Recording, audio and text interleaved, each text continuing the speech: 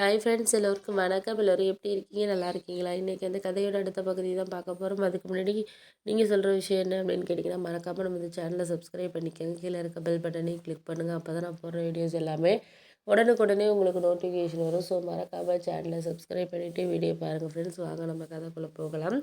நான் மறுநாள் என்ன யோசித்தேன் அப்படின்னா, சரி இந்த விஷயத்த இதுக்கு மேலே நம்ம சொல்கிறதுக்கான இதுங்கிறது நம்மளுக்கு கிடையாது. ஒரு சில நேரங்களில் நம்ம எது சொன்னாலும் தவறாகவே புரிஞ்சுக்கிறவங்க கிட்ட நம்ம எதையும் பேச முடியாது அப்படிங்கிறத நான் உணர்ந்தேன். அதனால் என்ன பண்ணேன்னா, சரி ஒரு சில இது நம்மளுக்கு கரெக்டாக இருக்குது இல்லைங்கிறத தாண்டி இதை நம்ம மேம்படுத்துறதுக்கான ஒரு சில விஷயங்கள் நம்மளுக்கு இருக்கணும் அப்படிங்கிறத தான் நான் ப விரும்பின விஷயம் அப்படின்னு சொல்லலாம். அதனால் முடிஞ்ச வரைக்கும் நம்மளால் எந்த இதை சக்ஸஸ் பண்ண முடியுமோ அதை நம்ம அந்த வழியில் போகிறது தான் நம்மளுக்கு நல்லது அப்படிங்கிற மாதிரி எனக்கு தோண ஆரம்பிச்சிச்சு. அதனால நான் அம்மாகிட்ட சொன்னேன், இது மாதிரி எனக்கு இந்த வாய்ப்பு கிடைச்சிருக்கு. நான் ஃபேமிலியில் உள்ளவங்க யாருமே நீங்கள் சப்போர்ட் பண்ணலை, சப்போர்ட் பண்ணாமல் இருக்கிறதுனால தான் எனக்கு இந்த மாதிரிலாம் நடந்துகிட்டு இருக்கு அப்படின்னோடனே, சரி அதெல்லாம் சப்போர்ட் பண்ண விஷயத்த நம்ம நீங்கள் சொல்கிறீங்க அதெல்லாம் ஓகே தான். ஆனால் அடுத்த இதை நம்ம நோக்கி போகிறதுக்கான இதுங்கிறது நம்மளுக்கு இல்லாமல் ஒரு விஷயத்த தான் நம்ம நோக்கி போகிறதுக்கான இதாக இருக்கும்.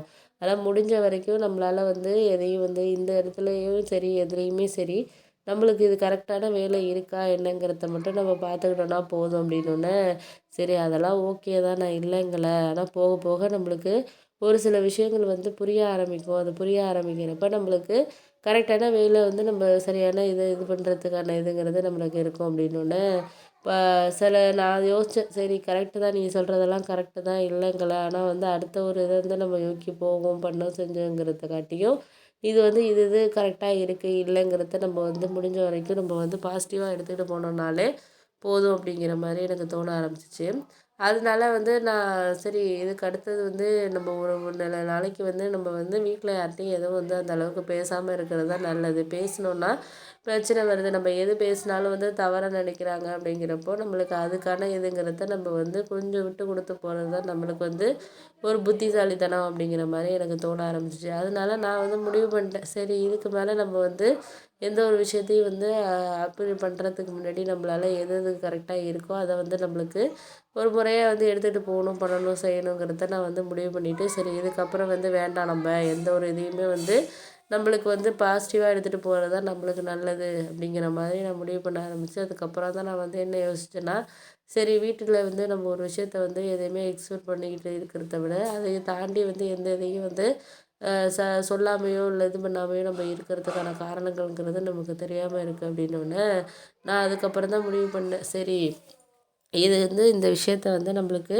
சொல்ல வார்த்தைகள் நம்மளுக்கு கடினமாக இருக்கிறதோ பண்ணுறதோ செய்கிறதோ அது அடுத்த விஷயத்த தாண்டி நம்மளுக்கு என்ன இது பண்ண முடியும் அப்படிங்கிறத தான் நான் ஒரு முடிவு பண்ணிட்டு செஞ்சுக்கிட்டு இருந்தேன்.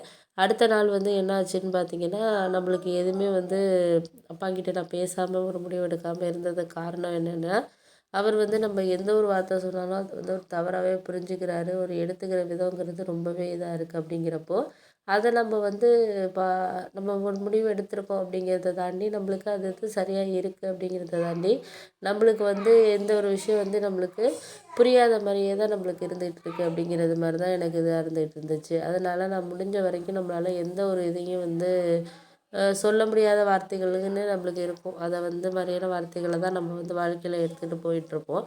எங்கள் அம்மா அதான் சொன்னாங்க, நீ அவர் சொல்கிறதெல்லாம் ஒரு விஷயமா எடுத்துகிட்டு போனேன்னா உனக்கு அடுத்த லெவலுக்கு நீ போக முடியாது. அவர் அப்போலேருந்து அம்மாவையே என்ன பேசுவார் பண்ணுவார். ஒரு சில விஷயங்கள நல்லபடியாக நம்ம எடுத்துகிட்டு போகணும் பண்ணணும் செய்யணுனாலும் அதை அடுத்த ஒரு இதுக்கு நம்ம கொண்டுட்டு போகிறதுக்கான இதுங்கிறது அவருக்கு அதை ஒரு சந்தோஷமாக எடுத்து இது பண்ணுவோம், நம்ம பொண்ணுக்காக இது பண்ணுவோம் அப்படிங்கிறதெல்லாம் அவருக்கு தெரியாது. அவர் அதை தாண்டி எதெல்லாம் இது பண்ணணுமோ அதை அவர் இது பண்ணிக்கிட்டே இது பண்ணுவார் அப்படிங்கிற மாதிரியான இதுதான் எனக்கு தோணிகிட்டு இருந்துச்சு அப்படின்னோடனே, சரி ஓகே நீ அதெல்லாம் ஒரு விஷயமா எடுத்துக்காத. எதாக இருந்தாலும் கொஞ்சம் நம்மளுக்கு பிடிச்ச விஷயத்த நம்மளுக்கு எடுத்துகிட்டு போகிறதுக்கான வழியை நம்ம பார்க்குறது தான் நல்லது. அதை தாண்டி நம்மளுக்கு இது கரெக்டான வேலை நம்மளுக்கு இருக்கா இல்லையாங்கிறது நீ புரிஞ்சுக்கிறது தான் இருக்குது அப்படின்னோடனே, சரி அதெல்லாம் ஓகே தான். நான் முடிஞ்ச வரைக்கும் நம்மளால் எதையுமே இது பண்ண முடியலை செய்ய முடியலை அப்படிங்கிறது தான் எனக்கு இப்போதைக்கு ஒரு இருக்கிற விஷயமா இருக்குது அப்படின்னோடனே, சரி பார்த்துக்கலாம். ஒரு சில விஷயங்கள் நம்மளுக்கு கரெக்டான நம்மளுக்கு புரிஞ்சுக்கிறதுக்கும் சரி, அதை அடுத்த இதுக்கு எடுத்துகிட்டு போகிறதுக்கும் சரி, இதுதான் நம்மளுக்கு ஒரே வழி அப்படிங்கிறது தான் நம்மளுக்கான ஒரு விஷயமா இருக்குது அப்படின்னோடனே, சரி அதை நம்ம வந்து அடுத்த கட்டத்துக்கு நம்ம எடுத்துகிட்டு போகிறதுக்கான வழிய பார்ப்போம்